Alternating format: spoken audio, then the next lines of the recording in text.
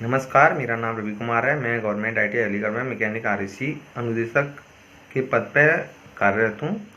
और आज मैं आपको मैकेनिक आरएसी थ्योरी के वाटर कूलर और वाटर कूलर के टॉपिक के ऊपर प्रश्न प्रदान करूँगा।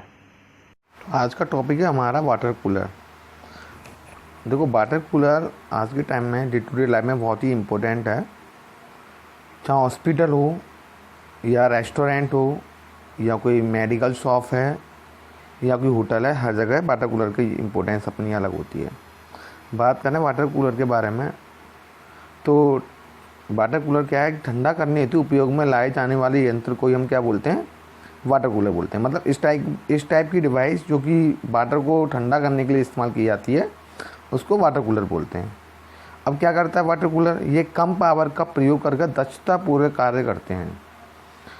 अब कूलर की जो क्षमता होती है वो डिपेंड करती है उसके कितने नंबर ऑफ यूजर्स हैं, कितने लोग हैं जो कि पानी पीने वाले हैं, उनकी संख्या कितनी है। आजकल विभिन्न स्थान जैसे रेस्टोरेंट, थिएटर, ऑफिस कॉम्प्लेक्स इत्यादि पर लोगों को बहुत सारी प्यास लगती है, उसको बुझाने के लिए हमको ठंडे पानी की आवश्यकता पड़ती है गर्मी के टाइम में। जैसे वाटर कूलर का उपयोग किया जाता है, तो ध्यान रखना इस बात को कि ये इस टाइप की डिवाइस है जो पानी को ठंडा कर कर लोगों को प्यास बुझाने के लिए काम में आती है। ये कम पावर कंज्यूम करती है, दक्षता इसकी अच्छी होती है, कम पावर यूज करती है। इसलिए आजकल जैसे कि रेस्टोरेंट है, थिएटर है, ऑफिस है और भी सारी इत्यादि जगह हैं जहाँ वाटर कूलर का इस्तेमाल किया जाता है। वाटर कूलर में प्रयोग किए जाने वाले रेफ्रिजरेशन प्रणाली जैसे कुछ पार्ट्स होते हैं, उसके अवयव माने पार्ट्स होते हैं, जैसे कंडेंसर है, कंप्रेसर है, फैन ब्लेड है आदि पार्ट्स इस्तेमाल किए जाते हैं।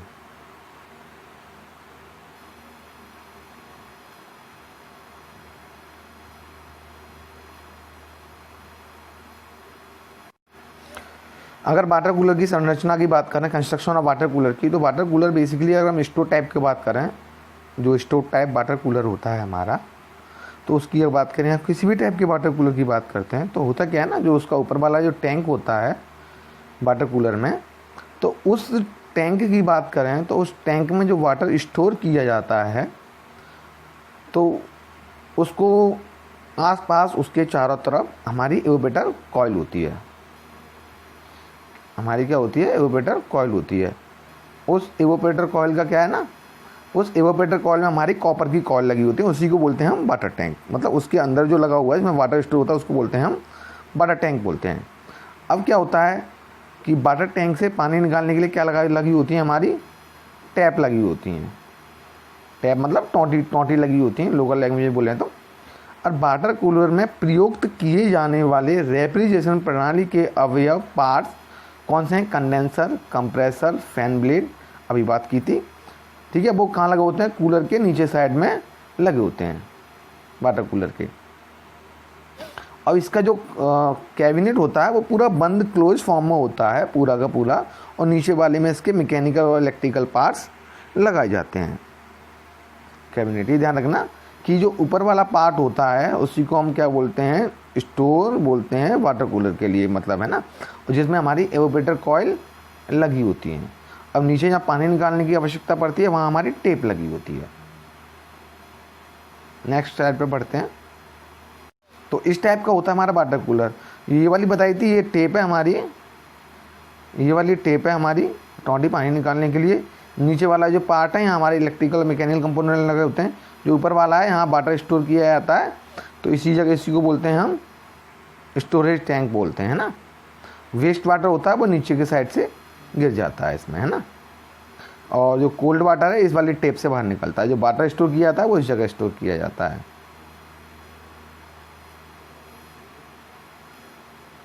बात करते हैं अब इलेक्ट्रिकल कंपोनेंट्स की। अगर इलेक्ट्रिकल कंपोनेंट्स की बात करें तो इलेक्ट्रिकल कंपोनेंट्स का मेरा कहने का मतलब है जो विद्युत से चलने वाले उपकरण हैं। जैसे कि कंडेंसर फैन की बात करते हैं। अब कंडेंसर फैन क्या है? अब जैसे कि हमारा रेफ्रिजरेंट हीट लेकर जब जाता है कंडेंसर कॉइल की तरफ, तो कंडेंसर कॉइल में बहुत ज़्यादा हीट होती है, तो तो नॉर्मल सी बात है, ऑब्वियसली हीट अपने आप ट्रांसफ़र नहीं होती है। या तो हीट का ट्रांसफ़र होने का तरीका क्या है, हीट हमेशा ट्रांसफ़र होती है, वो हाई टेम्परेचर से लो टेम्परेचर हो सकती है। अगर नहीं हो रही है किसी कारणवश तो क्या करते हैं, उसके लिए एक फ़ैन इस्तेमाल करते हैं ना, जो हमारा फ़ैन लगाता है, जो कंडेंसर पंखा बोलते हैं, कंडेंसर फैन बोलते हैं। ये प्रेशर के साथ क्या करता है, कंडेंसर कॉइल से हवा को दूर कर देता है। तो सामने से बात करें, वाटर कूलर में एयर कूल्ड कंडेंसर का प्रयोग। एयर कूल्ड का मतलब हवा से ठंडा करने वाला एक वाटर कूल्ड होता है जिसमें कि वाटर सर्कुलेट होता है। एयर कूल्ड कंडेंसर का मतलब जिसमें कि हवा के जरिए रेफ्रिजरेंट की कॉइलों को ठंडा किया जाता है। वाटर कूल्ड का मतलब पानी के जरिए रेफ्रिजरेंट की कॉइलों को ठंडा किया, इसमें रेफ्रिजरेंट हमारा बह रहा है कंडेंसर कॉइल के अंदर। जैसे हमारा कोल्ड स्टोरेज वगैरह उसमें वाटर कूल्ड इस्तेमाल किया जाता है। तो इसमें पंखा मोटर लगी होती है, कंडेंसर के सामने फिट किया जाता है मोटर को। यह पंखा सिंगल स्पीड का होता है तथा थर्मोस्टेट द्वारा कंप्रेसर की सीरीज में लगा होता है। कंप्रेसर के बंद होने पर पंखा मोटर भी बंद हो जाता है। यह कंडेंसर की गर्मी बाहर निकालने में मदद करता है। अब बात करते हैं OLP मतलब ओवरलोड प्रोटेक्टर। जैसे कि नाम से ही क्लियर हो रहा है कि ओवरलोड प्रोटेक्टर क्या होता है। अब ओवरलोड प्रोटेक्टर क्या है, क्लियर ही हो रहा है हम लोगों को। ओवरलोड प्रोटेक्टर क्या है, यह एक इलेक्ट्रिकल उपकरण है। इलेक्ट्रिकल मतलब बिजली से चलने वाला उपकरण है, जो कंप्रेसर के साथ किस में लगा होता है, सीरीज में लगा होता है। वाटर कूलर में टू वे ओवरलोड प्रोटेक्टर मतलब टू वे OLP प्रयोग होता है। यह कंप्रेसर की सेफ्टी के उद्देश्य से लगाया जाता है। जब कंप्रेसर का तापमान उच्च हो जाता है, मतलब जब कंप्रेसर का तापमान क्या हो जाता है, हाई हो जाता है, तो ओवरलोड प्रोटेक्टर सप्लाई को क्या कर देता है, कंप्रेसर से कट ऑफ कर देता है। याद रखना, इसमें ध्यान देने वाली बात यह है कि जब कंप्रेसर का तापमान बहुत हाई हो जाता है, उस केस में ये क्या करता है कि जो बिजली की सप्लाई हो रही है, इलेक्ट्रिक सप्लाई हो रही है कंप्रेसर की, उसको क्या कर देता है, कट ऑफ कर देता है। जिस कारण बस इसे थर्मल OLP हम लोग बोलते हैं। थर्मल OLP भी इसको बोलते हैं। क्यों बोलते हैं, क्योंकि ये टेम्परेचर के हिसाब से पावर को कट करता है। अब नेक्स्ट स्लाइड पे आते हैं। अगला है थर्मोस्टेट।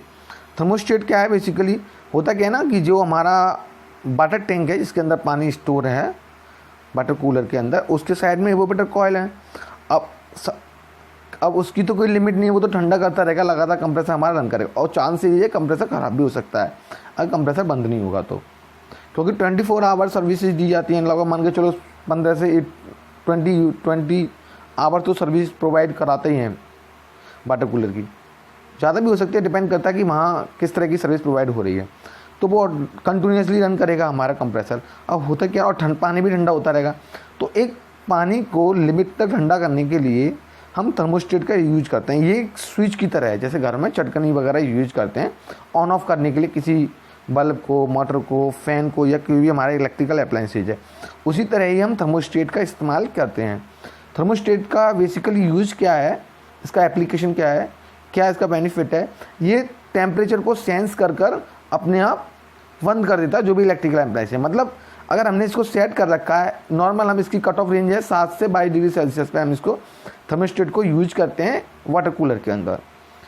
तो इसकी बात करें थर्मोस्टेट की वाटर कूलर के लिए, अब जैसे भी वाटर टैंक के अंदर, कैबिनेट के अंदर जैसे ही पानी नॉर्मल ठंडा होने लग जाता है ज़्यादा, और उससे ज़्यादा ठंडा होता है, तो थर्मोस्टेट का जो बल्ब होता है, थर्मोस्टेट बल्ब, तो वो उसको सेंस करता है, और सेंस करने के बाद ऑटोमेटिकली क्या करता है, पता चलता है ठंडा हो गया, वो सिग्नल भेजता है कंप्रेसर को, कंप्रेसर की पावर को क्या कर देता है, कट ऑफ कर देता है। अब जैसे ही टेम्परेचर इंक्रीज होता है स्लोली, तो उसके बाद क्या होता है, टेम्परेचर इंक्रीज होने के बाद में, टेम्परेचर इंक्रीज हुआ, इसको पता चला टेम्परेचर इंक्रीज हुआ, इसने सिग्नल भेजा किसको, कंप्रेसर को, कि भाई कंप्रेसर को आगे पावर सप्लाई कर देता है, और कंप्रेसर हमारा क्या हो जाता है, ऑन हो जाता है ना। अब ऑन हो गया नॉर्मल से, फिर रन करने लग जाएगा। यही प्रोसेस रिपीट होता है। यही थर्मोस्टेट का काम क्या है, कंप्रेसर को ऑन ऑफ करना, जो हमारी चीज़ जिसको हम ठंडा या गर्म ठंडा कर रहे हैं उसके हिसाब से। अगला बात करते हैं रिले। रिले क्या है ना, जब हम कंप्रेसर ऑन ऑफ होता है तो ये रिले हेल्प करती है हमारी रनिंग वाइंडिंग को चालू करने के लिए। ऑटोमेटिकली ये ऑन ऑफ करती रहती है। अगली बात करते हैं कंप्रेसर। कंप्रेसर जैसे ह्यूमन के अंदर हार्ट की एक अपनी इंपॉर्टेंस होती है। हार्ट पूरे हमारा बॉडी में ब्लड को सर्कुलेट करता है, तो उसी तरह कंप्रेसर पूरा रेफ्रिजरेंट को हमारे वाटर कूलर के अंदर या जो भी एयर कंडीशनिंग डिवाइस है उसके अंदर सर्कुलेट करता है रेफ्रिजरेंट को। अब ये सबसे इम्पोर्टेंट पार्ट है, इसको वाटर कूलर का दिल कह सकते हैं, और सबसे ज़्यादा कॉस्टियर पार्ट ही हमारा कंप्रेसर है। लेकिन अब कंप्रेसर क्या है, हमारा मैकेनिकल पार्ट है ना। उससे पहले जो पार्ट हमने पढ़े वो कौन से थे, इलेक्ट्रिकल पार्ट से, ये हमारे मैकेनिकल पार्ट में आता है कंप्रेसर। तो ये क्या करता है, रेफ्रिजरेंट के अंदर एक प्रेशर डिफरेंस क्रिएट करता है, मतलब प्रेशर में एक अंतर पैदा करता है, दाब में अंतर पैदा करता है। तो मेन काम क्या है, ये निम्न दाब जब हमारा कंप्रेसर किसके बीच में लगा होता है, कंप्रेसर हमारा लगा होता है कंडेंसर कॉइल और एवोपरेटर के बीच में। जब एवोपरेटर के बाद में वाष्प अवस्था में रेफ्रिजरेंट कंप्रेसर के अंदर जाता है तो उसका प्रेशर भी कम होता है और टेम्परेचर भी कम होता है। फिर से रिपीट करता हूँ, जब कंप्रेसर के अंदर रेफ्रिजरेंट एंटर करता है तो उस अवस्था में उसका प्रेशर भी कम होता है और टेम्परेचर भी कम होता है। जब कंप्रेसर के अंदर वो एंट्री करता है तो कंप्रेसर उसको कंप्रेस करने के बाद उसका प्रेशर इंक्रीज करता है, उसकी वजह से क्या होता है, उसका टेम्परेचर भी इंक्रीज हो जाता है। तो क्लियर है। तो कंप्रेसर का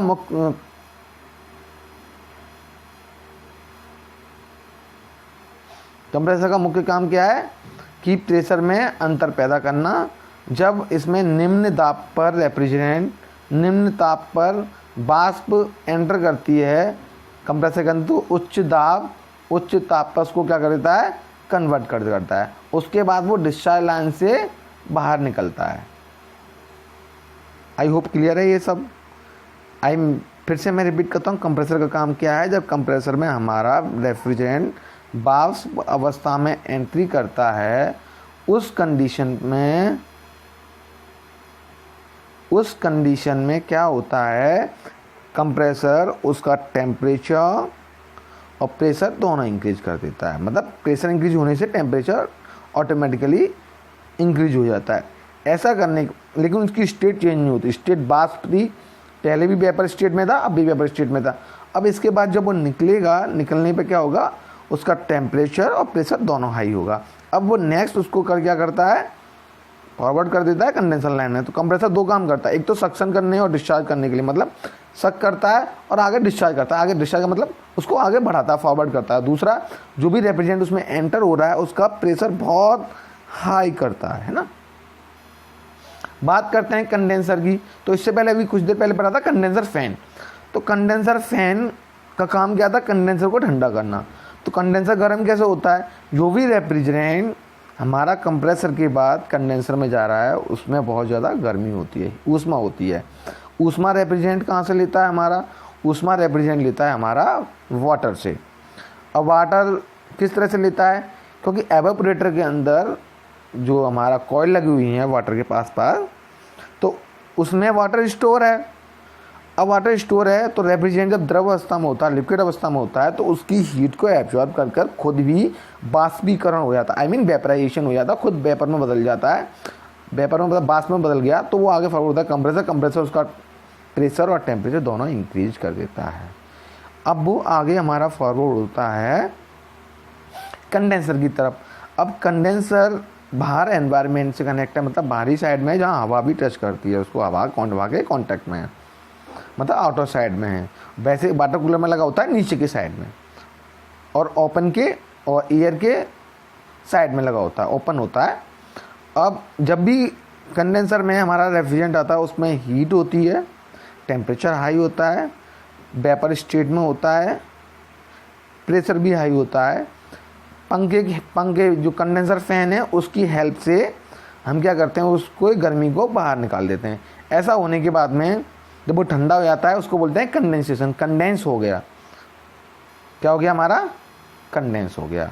तो वाटर कूलर में वाटर कूल कंडेंसर लगा होता है। क्या लगा होता है? वाटर कूल्ड कंडेंसर लगा होता है, या हम एयर कूल्ड कंडेंसर का भी इस्तेमाल कर सकते हैं। इसमें क्या होता है? इसमें हाई प्रेशर टेम्परेचर होता है। क्या होता है? जब आता है हाई प्रेशर टेम्परेचर होता है, बाष्प अवस्था में होता है, तो ऊष्मा को बाहर निकालकर कंडेंस द्वारा कंडेंस किया जाता है। कंडेंस का मतलब उसको क्या हो गया? वो द्रव अवस्था में चेंज हो जाएगा और उसका प्रेशर भी कम, प्रेशर पे इतना कम नहीं होता, लेकिन लिक्विड अवस्था चेंज होने की वजह से प्रेशर भी कम हो जाता है। टेम्परेचर कम हो ही गया, उसका प्रेशर भी कम क्या हो जाएगा? कम हो जाएगा। उसकी अवस्था भी चेंज आ गई। जब उसमें एंट्री किया था कंडेंसर में एंटर करने से पहले, तो उसकी जो स्टेट थी वो थी वेपर स्टेट। जब उसे एग्जिट करेगा कैपिलरी ट्यूब में जाने से पहले, कंडेंसर जब एग्जिट करता है तो उसकी स्टेट चेंज हो जाती है, वो किस में हो जाता है? लिक्विड में हो जाता है। बात करते हैं कैपिलरी ट्यूब की। तो कैपिलरी ट्यूब एक क्या है? रेजिस्टेंस की तरह काम करता है रेफ्रिजरेंट के बहाव को या बहव को रोकने के लिए। ठीक है, बहाव को रोकने के लिए। तो अब रेफ्रिजरेंट में होता क्या है ना कि रेफ्रिजरेंट जब कैपिलरी ट्यूब से जाता है या कंडेंसर कॉइल के बाद आता है तो उसका प्रेशर बहुत हाई होता है, बहुत स्पीड से फ्लो कर रहा होता है। कैपिलरी ट्यूब का डायमीटर होता है कम। अब कैपिलरी के डायमीटर कम होने की वजह से उसमें रुकावट पैदा होती है, रेफ्रिजरेंट के फ्लो को रुकावट पैदा होती है। और रुकावट पैदा होने की वजह से उसका प्रेशर क्या होता है? ऑटोमेटिकली डाउन हो जाता है। क्या होता है? ये द्रव रेफ्रिजरेंट के बहाव में रुकावट पैदा करता है। इससे क्या होता है? इसमें इवेपोरेटर में कम दाब पर रेफ्रिजरेंट वाष्प में परिवर्तित हो सकता है। तो इस कंडीशन पे क्या होता है ना, तो उसका प्रेशर ऑटोमेटिकली हो जाता है, ड्रॉप हो जाता है। कैपिलरी ट्यूब क्या करती है? रेफ्रिजरेंट के प्रेशर को ड्रॉप कराने में हेल्प करती है। उसके रास्ते में, मतलब उसके फ्लो जो हो रहा है उस रास्ते में रुकावट पैदा कर। बात करते हैं फिल्टर या ड्रायर की। तो फिल्टर या ड्रायर का काम क्या है? नाम से समझ में आ रहा है कि फिल्टर एक ऐसा डिवाइस है जो कि रेफ्रिजरेंट में कोई भी इम्प्योरिटीज हैं या मॉइस्चर है उसको निकालने के लिए काम में लिया जाता है। ड्रायर भी उसी तरह काम करता है कि ड्रायर का काम क्या है कि उसमें किसी भी प्रकार की इवेपोरेटर में घुसने से पहले उसमें किसी प्रकार की मॉइस्चर है, उस मॉइस्चर को एब्जॉर्ब करने के लिए ड्रायर का इस्तेमाल किया जाता है। हम नहीं चाहते कि कंप्रेसर में कोई भी मॉइस्चर जाए जिससे कि कंप्रेसर ख़राब हो सकता है, तो उस मॉइस्चर को एब्जॉर्ब करने के लिए ड्रायर लगा होता है। कहाँ लगा होता है? ये कंडेंसर और कैपिलरी ट्यूब के बीच में ये लगा होता है। इसमें काम क्या है? नमी को सोखने के लिए, तथा फिल्टर लगा होता है जो कि रेफ्रिजरेंट को शुद्ध करता है। बात करते हैं एवेपोरेटर कॉइल की। तो अभी भी पढ़ा कि एवेपोरेटर कॉइल क्या है। एवेपोरेटर कॉइल के अंदर हमारा रेफ्रिजरेंट घूमता है जो कि किस अवस्था में होता है? वाष्प अवस्था में, द्रव अवस्था में होता है। वाष्प अवस्था में परिवर्तित होता है, पहले तो होता है किस अवस्था में? द्रव अवस्था में। अब जब वो द्रव अवस्था में होता है तो उस कंडीशन में क्या होता है? उसका टेम्परेचर बहुत कम होता है रेफ्रिजरेंट का। तो उस केस में क्या करता है? वो वाटर से हीट को एब्जॉर्ब करता है। एब्जॉर्ब करने के बाद में खुद अपनी स्टेट चेंज करता है, वाष्प में परिवर्तित हो जाता है। उसी को बोलते हैं हम एवोपरेशन। और जिस कॉइल में होता है, कॉपर कॉइल में, उसको बोलते हैं एवोपरेटिंग कॉइल। फिर से बताता हूँ, जब कैबिनेट के अंदर वाटर कूलर टैंक की चारों ओर लगी होती हैं, कैबिनेट के अंदर जो हमारी एवोपरेटर कॉइल है उसके अंदर जो वाटर स्टोर है, जब वाटर के टच में हमारा रेफ्रिजरेंट आता है किस अवस्था में होता है? लिक्विड अवस्था में। जब वो हीट को एब्जॉर्ब करता है तो अपनी स्टेट चेंज कर लेता है। चेंज करने की वजह से क्या होता है? वो उसका स्टेट चेंज हो जाती है। किस में हो जाता है? वो लिक्विड से वेपर में, लिक्विड से किस में बदल जाता है? वेपर में, मतलब द्रव से वाष्प अवस्था में कन्वर्टेड हो जाता है। जब वो वाष्प अवस्था में कन्वर्ट हो जाता है और अपने साथ हीट ले जाता है साथ में, तो इसके बाद वो कहाँ फॉरवर्ड होता है? आगे कंप्रेसर की तरफ फॉरवर्ड होता है। अब बात करते हैं वाटर कूलर की क्रियाविधि। तो वाटर कूलर की क्रियाविधि क्या है? जो सारी स्टेप है वही वाटर कूलर की क्रियाविधि है। वाटर कूलर को सप्लाई देने पर उसमें लगा कंप्रेसर चालू हो जाता है और गैस रेफ्रिजरेंट को कंप्रेस करके उच्च दाब, ये ध्यान देने लायक बात है, रेफ्रिजरेंट को कंप्रेस कर उच्च दाब, टेम्परेचर प्रेशर उसका क्या हो जाता है? हाई हो जाता है। रेफ्रिजरेंट में परिवर्तित करता है। इसके पश्चात उच्च दाब गैस रेफ्रिजरेंट कंडेंसर में भेजा जाता है। कंप्रेसर के बाद किसमें भेजा जाता है? कंडेंसर में। पहले आया एवोपरेटर में, एवोपरेटर के बाद कंप्रेसर ने उसका प्रेशर बढ़ाया, प्रेशर बढ़ाने के बाद कहाँ भेज दिया? कंडेंसर में। कंडेंसर में रेफ्रिजरेंट ऊष्मा त्याग कर गैस अवस्था में परिवर्तित हो जाता है। कंडेंसर में क्या होता है? रेफ्रिजरेंट की ऊष्मा निकल जाती है और ऊष्मा त्याग के क्या हो जाता है? गैस अवस्था में परिवर्तित हो जाता है। द्रव रेफ्रिजरेंट, और उसके बाद क्या करता है? द्रव जो रेफ्रिजरेंट है द्रव अवस्था में बदल रहा है, उसको कैपिलरी ट्यूब में भेजा जाता है तथा ड्रायर में प्रभावित होता है। एवोपरेटर में प्रवेश करता है, फिर उसके बाद किसमें जाता है? एवोपरेटर में जाता है।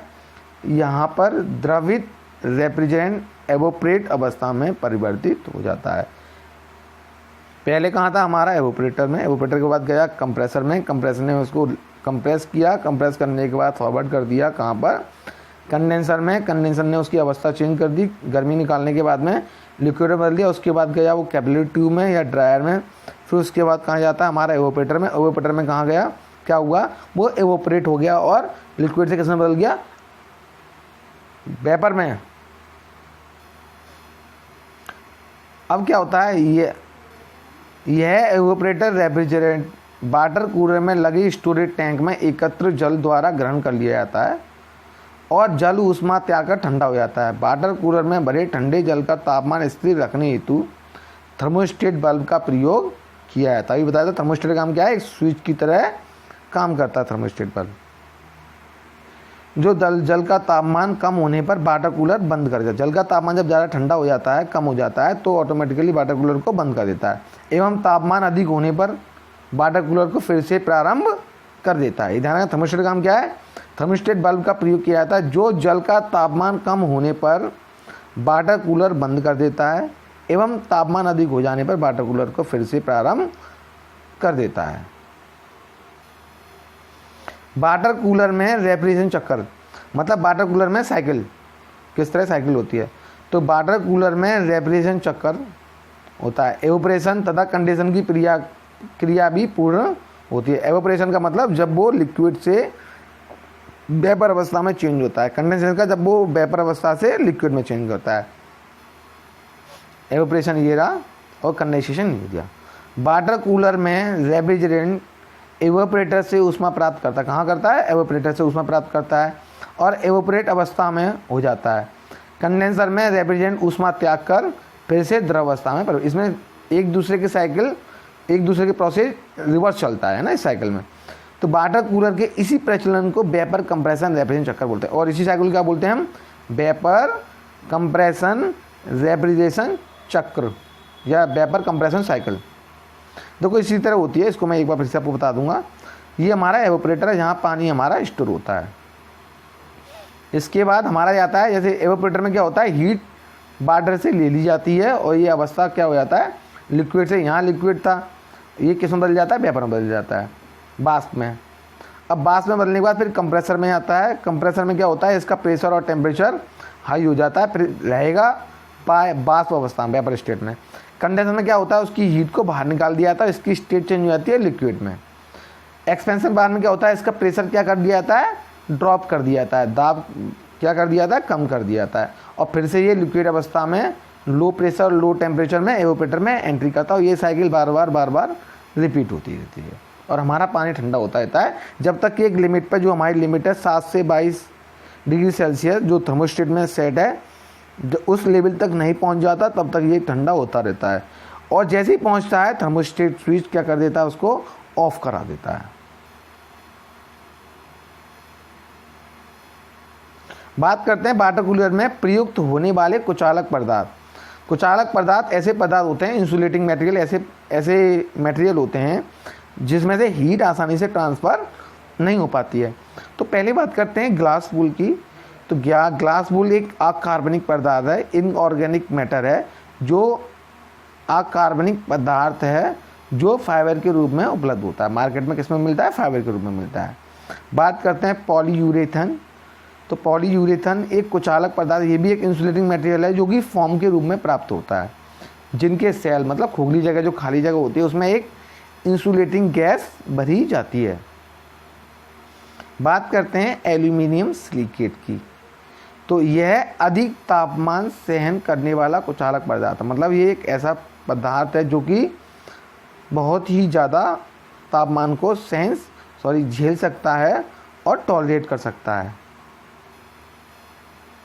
बात कर रहे हैं बोतल कूलर की, तो बोतल कूलर आज के टाइम में बहुत ही इम्पोर्टेंट है। कुछ जगह पहले हमने पढ़ा वाटर कूलर, तो उसमें स्टोरेज टैंक था, तो स्टोरेज टैंक में पानी स्टोर हो जाता था। लेकिन बोतल कूलर में क्या होता है कि बोतल ऊपर से एक रख दी जाती है अलग से, तो बोतल या कहीं कहीं जगह विजुअल कूलर की तरह काम करते हैं बोतल कूलर, जो ट्रांसपेरेंट ग्लास होता है उसमें एक बोतल रख दी जाती है, ठंडा करने काम में आता है। तो बोतल कूलर का प्रयोग बोतल में पेय पदार्थों को, जो बोतल में पेय पदार्थ है उनको ठंडा करने के लिए प्रयोग किया जाता है। अन्य कैबिनेटों की तरह यह भी दो इसमें दीवार लगी होती हैं जो कि इंसुलेटिंग स्टील कैबिनेट की होती हैं, जिसकी ऊपर डोर पर एयर टाइट होता है, जो उसके ऊपर वाला डोर है वो एयर टाइट होता है, यहाँ से बोतल रखी या निकाली जा सकती हैं। इस कैबिनेट का तापमान 40 डिग्री सेल्सियस से 40 डिग्री से 45 डिग्री फ़ारेनहाइट तक रखा जाता है। और इसकी क्रिया विधि सेम वाटर कूलर की तरह वही वाटर साइकिल इस्तेमाल की जाती है, वही रेफ्रिजरेशन साइकिल इस्तेमाल किया जाता है जो पेपर कंप्रेशन साइकिल में इस्तेमाल किया जाता है, और वही सारे के सारे इलेक्ट्रिकल और मैकेनिकल पार्ट्स होते हैं, कुछ डिफरेंट पार्ट नहीं होता है। इसी तरह होता है हमारा किस टाइप का बोतल कूलर। सारांश की बात करें तो आजकल विभिन्न स्थान जैसे कि रेस्टोरेंट है, थिएटर है, कॉम्प्लेक्सेज हैं हमारे इत्यादि, प्यास बुझाने के लिए उद्देश्य हम ठंडे पानी की व्यवस्था की जाती है। उस ठंडे पानी को बनाए रखने के लिए किसका यूज करते हैं, वाटर कूलर का इस्तेमाल करते हैं। तो बोतल कूलर का प्रयोग बोतलों में जो पेय पदार्थ है उसको ठंडा रखने के लिए हम किसका यूज करते हैं, बोतल कूलर। तो आज के टाइम में बोतल कूलर वाटर कूलर बहुत ही इंपॉर्टेंट रोल प्ले कर रहे हैं डे टू डे लाइफ में, इसलिए रेफ्रिजरेशन उपकरण एक महत्वपूर्ण भूमिका अदा करता है आज के टाइम में। फ्रिज ले लो, एसी ले लो, या कोई और भी वाटर कूलर, डीप फ्रीजर, ये सारे भी जितने भी रेफ्रिजरेशन उपकरण हैं डे टू डे लाइफ में बहुत ही इनकी भूमिका है बढ़ती जा रही है और बहुत ही इम्पोर्टेंट रोल प्ले करते हैं। रेफरेंस की बात करें, ये टॉपिक आप ज़्यादा और डीपली पढ़ने के लिए या डीपली नॉलेज के लिए आप मैकेनिकल रेफ्रिजरेशन बुक है एक एयर कंडीशन ITI में अरिहंत पब्लिकेशन की, जो कि निमी पैटर्न पर बेस्ड है, पूरी NSQF लेवल पर है, इसको आप देख सकते हो। और डिटेल में जाने के लिए विकिपीडिया जो कि इंटरनेट के माध्यम से एक्सेस कर सकते हो। Thank you for watching my video, धन्यवाद।